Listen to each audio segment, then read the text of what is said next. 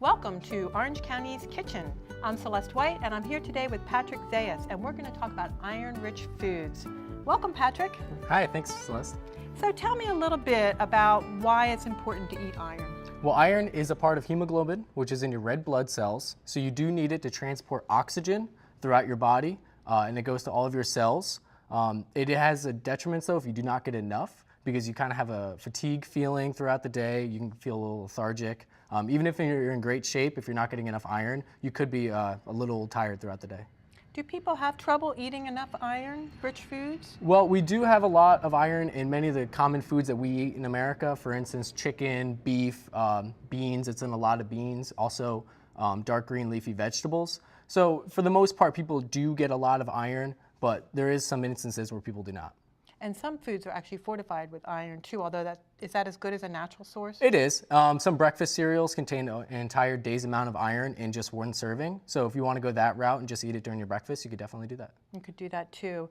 So you mentioned a couple foods like chicken and meats, and what are some, like let's say when somebody was vegetarian, what kind of sources of iron could they get? Well, they'd want to stick to beans. So for instance, white beans, navy beans, lentils, kidney beans, all of those, as well as dark green leafy vegetables, are going to have a lot of iron in them. And then of course, if you need to, you can also supplement it. And how much iron does somebody need in a day? Well, it depends. For females, it's higher if you are between the ages of like 13 up until your 40s. It's about 18 milligrams a day, whereas men and children, it is about 8 milligrams a day. So we're going to make a recipe today with iron-rich foods, correct? Yeah, we are, yes. All right, and we're going to make tuna boats, right? Yes, we are. Tuna boats, all right. So how do I get started? Okay, the first thing you're going to do is put our white beans here in the bowl, Okay, and you're going to mash them lightly with a fork. Okay, and these are just canned white beans? Yeah, these are just regular canned beans. I went ahead and rinsed them, so that way they removed about 40% of the sodium already. So if you have worries about high blood pressure, you can go ahead and do that as well. And if you're not a good smasher, you could use a food processor for this. You could, rather yeah.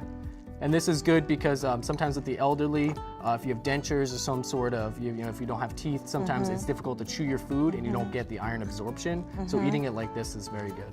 I'm not doing that good on smashing, but they just have to be partially mashed, yes, right? That's okay. Yeah, partially mashed. Okay, good. Okay, so I've smashed my white beans, and that looked like 1.5 cups or a fair amount. Yeah, that was a whole can. A whole can? Yep. Okay, rinsed. Okay, good. Yep, and then you're gonna add the tuna fish. Now how much tuna is this? That as well as 1 can, about 5 ounces, just a regular 5-ounce can of tuna. And was this packed in oil or water? Or? That was packed in water. Okay, Yeah. Is that the recommendation? You could do either, but we just try to watch the added calories from the oil, so we just went ahead with the one that's in water. Okay, so now I have beans and tuna. Okay. Now I must be putting in some fun stuff. Yes, you are. Now you're gonna go ahead and zest the lemon. Zest the lemon. So you Okay. said to cut it, should I cut it first? Well, you should go ahead and just zest it on here, and then we'll zest cut it after. Yeah, I like these zesters. There you go. How much zested lemon? As much as you can. Usually Oh, you really? can go ahead with the whole one, depends how much you like that lemon flavor. Okay, I like lemon. There you go. I think it goes good with Yeah, fish or it gives it tuna. a great flavor. And then after Yeah. that, you can cut it in half and use the juice from the lemon. Okay. Okay, so I've got a pretty good amount. That's a good amount, yep. Just kind of Got extra zest there. That's Put okay. in there. Good. Okay, now I'm actually gonna, oh, it smells so good. Yep, you cut that into quarters, kind of get the juice out of there. Just watch out for any seeds that might fall out.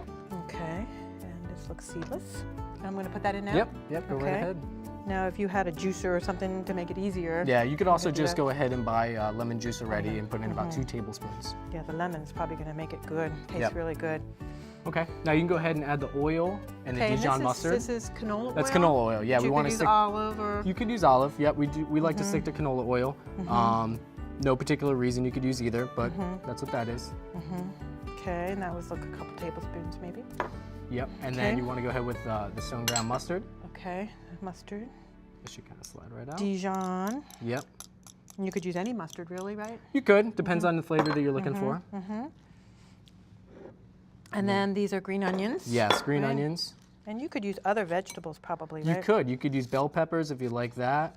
You could add, curry powder or something to it.